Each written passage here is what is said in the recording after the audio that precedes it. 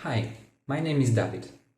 Do you know what do a sugar bowl, a racing drone, a desk lamp, a sculpture and a gun have in common? They all can be 3D printed at home, really. I would like you to get familiar with the topic of 3D printing. You all can benefit from that because, as you will realize, a 3D printer is the #1 tool of the inventors and creators nowadays.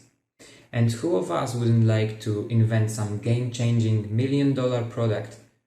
I want to open your mind and show you that printing yourself stuff is really cool and can make your life easier. I'm going to be focusing on a non-industrial open access part of the technology. I experienced most of the things I will talk about today, got excited about them, and now I want to share my excitement with you.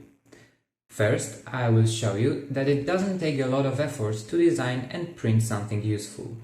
Then, I want to tell you about the biggest superpower of 3D printing. Finally, I will explain why this technology has an infinite potential. Let's get started. My toothpaste has been looking like this recently. I don't want to waste it, but squeezing the tube every time is very annoying. Let's quickly design a solution for that. I'm gonna design a basic shape toothpaste squeezer. I create a sketch, draw a triangle, measure the tube's width. It's almost 54 millimeters, so my squeezer has to have at least 60 millimeters long gap. And I will add a hole so it will be easier to hold it in hand. Okay, now I extrude it by 5 millimeters. And I will run the edges because it will look nicer then.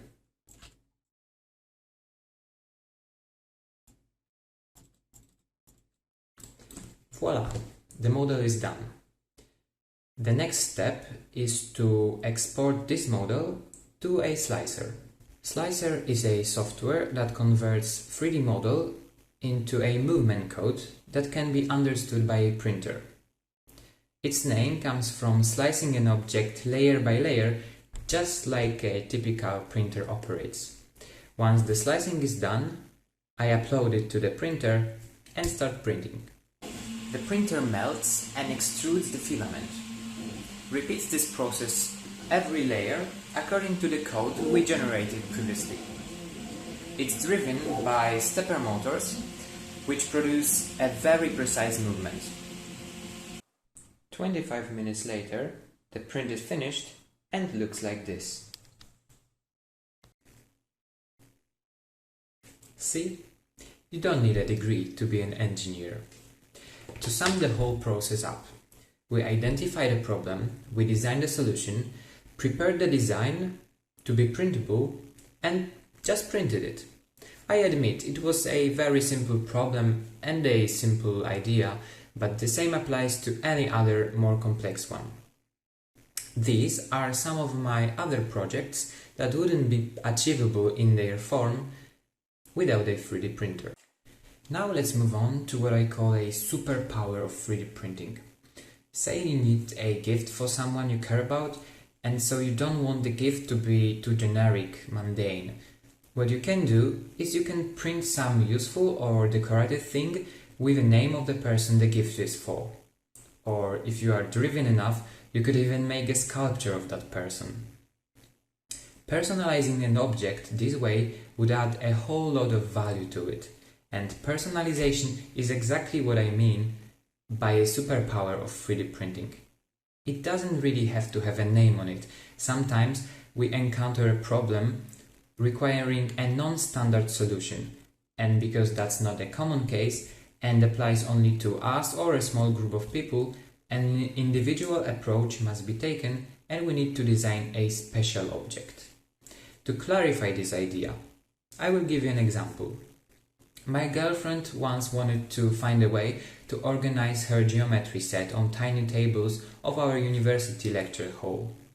She asked me to make a holder for a ruler, pen, compass that could hang on a part of the desk. And so I did. Going off on a tangent. I like Batman. And I needed a clock in my room. So I kinda connected these two facts and printed myself a unique Batman-style clock. I bet you won't find a similar one elsewhere. Or once I needed a new sugar bowl, so I thought why not make my own one instead of buying.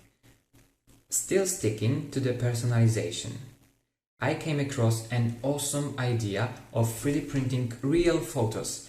It's called LITHOPHANE and allows you to pump up any photo to the third dimension. Look at the effect. I wonder if you can explain how this works.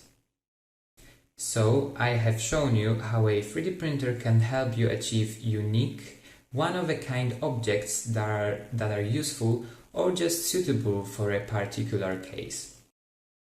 Moving on to the last point of this presentation, 3D printing is an ever-growing branch of technology.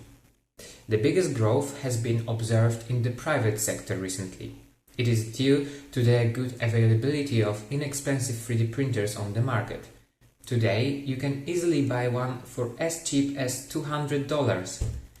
The adoption of desktop three-dimensional printers was initially limited to hobbyists and small enterprises. However, they are being increasingly used for household and domestic purposes. 3 years ago, I didn't know anyone around having this machine. Now, I could easily mention 5 of my friends in the hobby and more that seems to be interested. An outstanding contribution to the big success of desktop printers has Thingiverse. It is an online library of 3D models where anyone can share their designs. The community of Thingiverse has uploaded almost 2 million models. All of them you can access for free. When I don't need a custom design, I look for it on the web. That's where I found a model of a racing drone frame. You can see the final product here.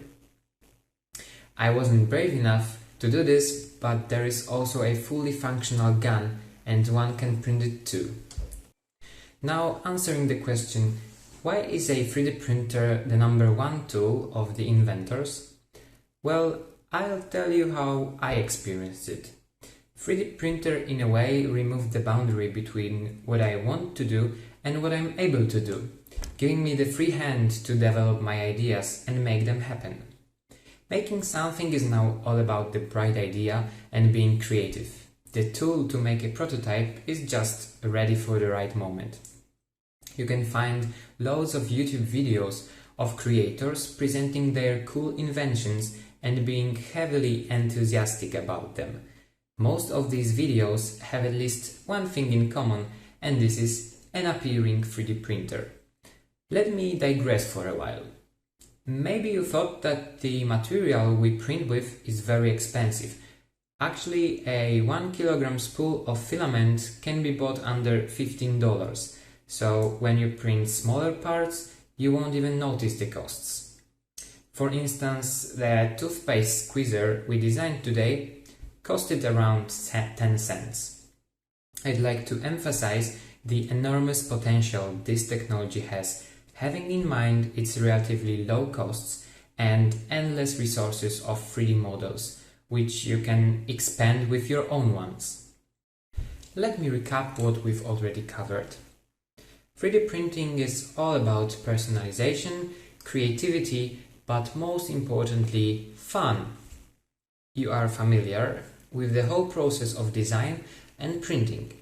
I showed you that it's not rocket science, and I believe anyone could get into the hobby.